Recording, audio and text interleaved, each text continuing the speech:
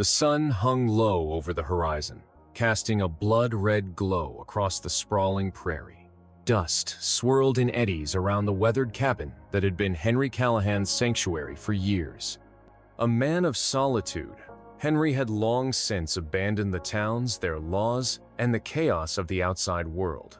Out here, the land dictated rhythm, and the silence brought clarity.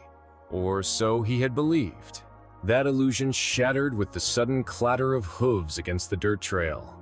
A wagon hurtled toward his property, the creaking of its wooden wheels loud enough to make Henry's heart skip. Something, or someone, was fighting desperately against the reins of fate. His hand instinctively went to the rifle leaning against the cabin wall, eyes narrowing against the sun's glare. Then he saw her. The woman on the wagon's edge, dressed in a bridal gown that had once seemed pristine, was clutching the sides of the wagon with trembling fingers. Her eyes, wide with fear, darted to the men pursuing her, silhouettes dark against the fading light. The wagon swayed violently, the horses straining, and she made a sudden, desperate choice. She jumped. Henry's breath caught in his throat as the bride sailed through the air, a swirl of white against the dust-choked sky. Time seemed to slow. The wind whipped her veil, her scream a sharp, piercing note that cut through the evening calm. Without thinking, Henry stepped forward, arms outstretched, instinct and muscle reacting faster than thought. She landed in his arms with a force that sent both tumbling to the ground, dust coating their clothing, her pulse hammering against his chest. The world seemed to hold its breath. For a moment, neither spoke, neither moved, as the enormity of her flight settled between them. They'll kill me if I don't escape," she gasped, her voice breaking under the weight of terror and exhaustion. I couldn't let them have me." Henry pulled back slightly, scanning the horizon. The pursuers were closing fast, their horses' hooves pounding the earth in relentless rhythm. Men with cruel eyes and rough intent, trained to seize, to punish, to reclaim what they thought theirs. And she was the prize. The urgency of the moment left no space for hesitation. "You're safe for now," Henry said, voice steady despite the adrenaline coursing through him. "Get inside." He guided her toward the cabin, the wedding dress catching on branches, mud, and dust. But she didn't care. All that mattered was survival.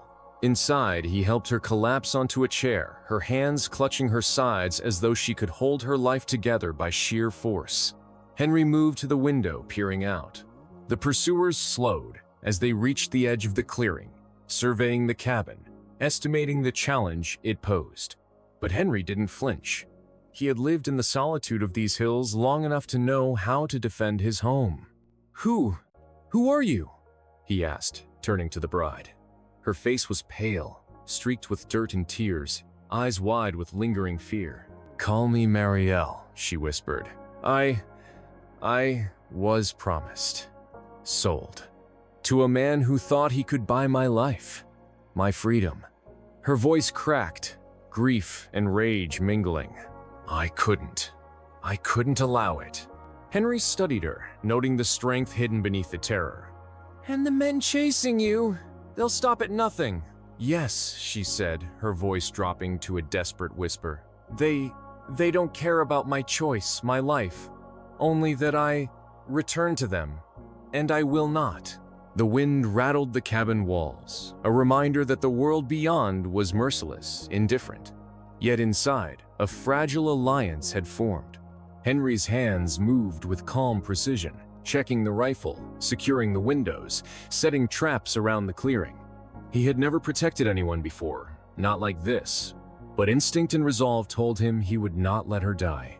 Outside, the shadows lengthened as the sun sank lower, the distant cries of horses growing louder. Mariel watched Henry work, her fear tempered by the quiet strength she sensed in him. He was a man shaped by isolation, but not without compassion. He had given her sanctuary when the world offered only pursuit. As darkness fell, the pursuers reached the edge of the trees surrounding the cabin. Their whispers carried across the clearing, words heavy with menace, eyes scanning for weakness. Henry stood by the door, rifle ready, heartbeat steady. He caught Marielle's gaze and gave a subtle nod. "They'll have to go through me first." Marielle's lips quivered, her voice barely audible. I don't know if I have the strength." "You do," Henry said firmly. "You survived the leap. That is proof enough. Trust me, we'll see this night through."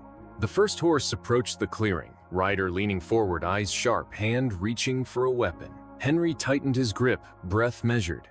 The air was thick with tension, the silence punctuated only by the distant rustle of leaves and the low snort of the approaching horse. Then, a second horse appeared, and a third. The shadows multiplied, the threat undeniable. But Henry's resolve did not waver. Each step, each movement was deliberate.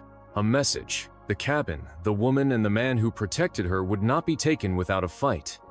Marielle's hand found Henry's, a trembling gesture, and he squeezed gently. Not words, not promises, just presence. Courage was often contagious, and in that fleeting touch, he saw the shift in her eyes.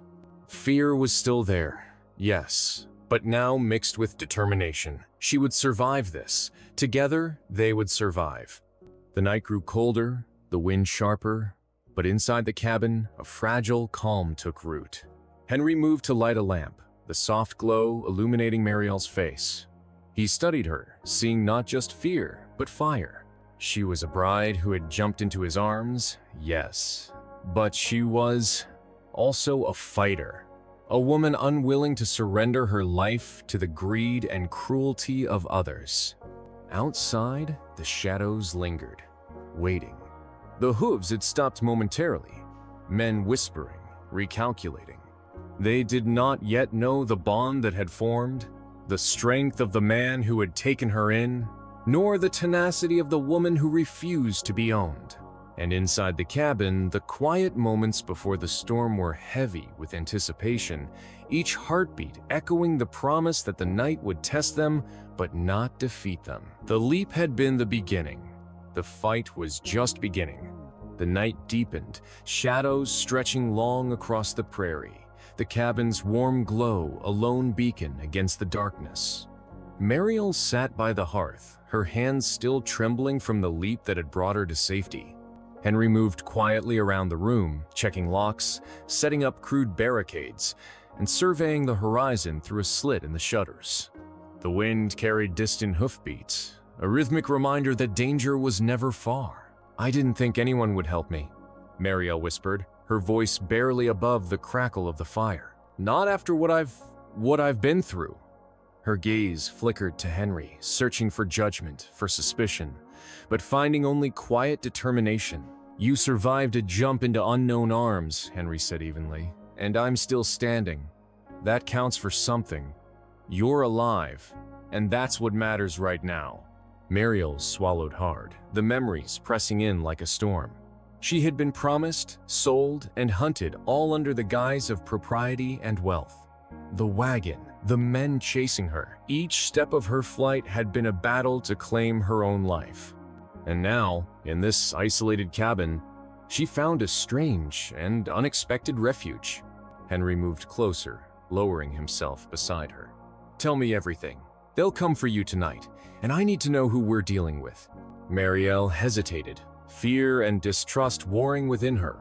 Finally, she spoke. My father made arrangements. Men bought my future as though it were currency. But the man they sent, the one I was to marry, he's cruel, powerful, and ruthless. I wouldn't submit. So I ran. I leapt.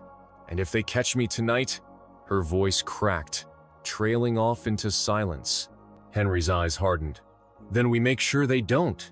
He rose, moving to the window again. The first signs of the pursuers appeared on the horizon, their figures dark, disciplined, and merciless. He counted 6, then 8, then more, approaching steadily.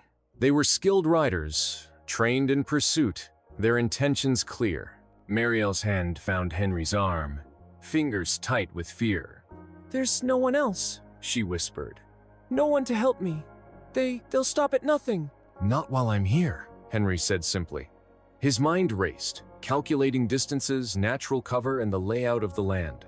The cabin itself was modest. but it was fortified by the wilderness surrounding it. And Henry, who had survived years in isolation, knew every slope, ridge, and hidden path. Tonight, those skills would be tested to their limits. The men reached the edge of the clearing, slowing as they surveyed the cabin. Their eyes, sharp and cruel, measured threats and opportunities. Henry watched them, rifle in hand, heart steady despite the tension curling through his chest. The wind carried their murmurs, threats disguised as negotiation, promises wrapped in menace. Mariel's eyes widened. They're going to kill us. Not if we act first, Henry said firmly. Listen to me. When they try to enter, we'll make them hesitate. You stay low. Do exactly as I say. Survival depends on it. The first rider dismounted, boots crunching on the frost-hardened earth. His hand hovered near his sword, eyes scanning the perimeter. Henry's grip on the rifle tightened. He could see the arrogance in the pursuer's stance, the assumption that a lone cabin and a frightened woman would yield easily. Then came the unexpected, the distant sound of drums and shouting, faint at first, then unmistakable. Henry froze, ears straining. Mariel's head lifted, alert despite her exhaustion. What is that? They're coming, Henry said, a strange edge of awe in his voice. Someone's coming to help us. The sound grew louder, echoing across the hills. Thousands of hooves, banners flapping in the wind, and the unmistakable rhythm of a disciplined force. Mariel's eyes widened with disbelief. Warriors? She whispered. Henry nodded, moving to the doorway with rifle at the ready. The pursuers faltered, sensing the change in momentum, the approach of reinforcements. Henry could see them hesitate, confusion flickering across their faces. From the hills emerged hundreds of riders, 400 strong, moving with precise coordination, their banners bright in the moonlight. Each man, fierce and disciplined, carried the weight of loyalty and the promise of protection. They spread out, forming a living wall between the cabin and the pursuers. Mariel's lips trembled, a mix of relief and awe. How did they find us? She asked. Henry shook his head, a small, grim smile tugging at his lips. Doesn't matter. What matters is they're here now. He turned to face her fully. You survived the leap, and that courage, it brought them. Never underestimate the power of a single act, a single choice, to change everything. Alone, the cabin had been a refuge. Together with Henry and now the warriors, it became a fortress, a symbol that determination and courage could summon forces far beyond expectation. The pursuers looked at the approaching warriors, their confidence shattering. The initial threat they had believed insurmountable now seemed negligible in the face of overwhelming loyalty and numbers.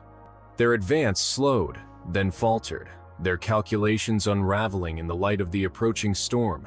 Mariel's gaze met Henry's, a silent understanding passing between them.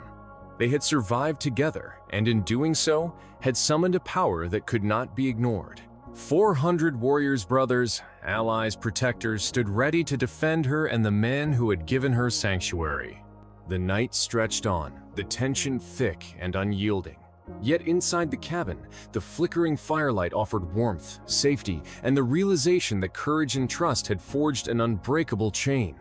Together, they waited, hearts steady, for whatever the dawn would bring. Dawn broke over the prairie, washing the cabin and surrounding hills in soft gold. The frost on the grass sparkled like shattered glass, each blade reflecting a world that had shifted overnight. Henry Callahan stood at the edge of the clearing, rifle in hand, eyes scanning the horizon. Beside him, Mariel straightened her gown, still dusty and torn from her desperate leap, but her spirit had been fortified by the night's trials. From the ridge, the pursuers hesitated. The sight of 400 warriors arrayed in disciplined lines, banners fluttering in the morning light, was enough to make even the most confident of them falter. Their numbers had seemed overwhelming hours before, but now, compared to this force, they were shadows facing a storm. Henry glanced at Mariel. Stay close. Remember everything I taught you. They'll hesitate first, then they'll test the lines. Don't falter. Mariel nodded, her fear tempered with determination. She had leapt into the unknown once and survived. She could do it again. The enemy advanced slowly, testing the warriors' resolve. Spears glinted in the early light, and the leaders called commands in voices sharp with authority. But the 400 stood firm, each man ready, eyes fixed on the intruders, a living testament to loyalty, courage, and discipline. Henry felt a surge of pride he hadn't known he was capable of. The leap, the shelter, the choice to stand against cruelty, it had summoned a force that would not be denied. Marielle's presence, her courage in flight, had turned isolation into strength, fear into determination. The pursuers hesitated, then tried a flanking maneuver, but the warriors anticipated it, shifting their lines with fluid precision. The ground itself seemed to resist the intruders, holding them at bay. Horse hooves struck hard, banners snapped, commands rang out an orchestra of readiness and unity. Marielle's eyes widened as she realized the full scope of what had arrived for her. 400? For me? She whispered, disbelief and awe mingling in her voice. Henry's expression softened. Not for you alone, for justice, for courage, for doing what's right, even when it's the hardest thing you've ever done. The enemy tried one last charge, desperation etched into their movements. But the warriors, disciplined and unyielding, met them with a wall of shields, spears bristling like a forest of steel. The clash echoed across the prairie, the sound of metal and determination ringing loud. One by one, the pursuers fell back, realization breaking across their faces they could not win against unity born of courage. Marielle felt her knees weaken, and Henry caught her instinctively, grounding her in the reality of safety. "You're safe," he said quietly. "The danger is gone." As the dust settled, the 400 warriors lowered their weapons, forming a protective circle around the cabin. Their leader, a tall man with silver-streaked hair and eyes that held both fire and wisdom, approached Henry. "This man," he said, voice carrying across the clearing, "has shown courage and compassion that drew us here. He protected the life of one who had no one else. That is why we are here. That is why we fight." Marielle looked around, awe and gratitude swelling in her chest. "All this, because he gave me a chance," she whispered. Henry shook his head, exhaustion and relief evident. "Because you gave yourself a chance," he corrected. "You jumped, you survived, and in doing so, you summoned what others could not." The warriors began to disperse, leaving behind a protective presence and a message unmistakable. No one would threaten Marielle again, not while they stood. The enemy had been driven back, not by brute force alone, but by the courage of two people who had refused to surrender. Marielle straightened, taking a deep breath. She looked at Henry, eyes shining with gratitude and newfound strength. You saved me. But more than that, you made me believe in something I thought I'd lost." Henry's gaze softened. "Sometimes survival isn't enough. Sometimes it's the courage to act, even when the odds are against you. That changes everything." The prairie, once silent and indifferent, now seemed alive with possibility. The wind carried the faint sound of the departing warriors, a rhythm of hope and protection that would linger in memory long after the dust settled. Marielle felt a sense of belonging, safety, and trust she hadn't thought possible in a world so cruel. Henry lowered himself beside her once more.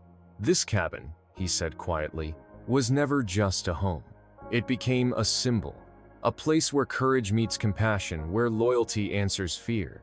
And today, it proved that even the smallest acts can ripple outward into power far greater than one person can wield alone." Marielle smiled faintly, tears catching in her eyes. "I'll never forget this," she said.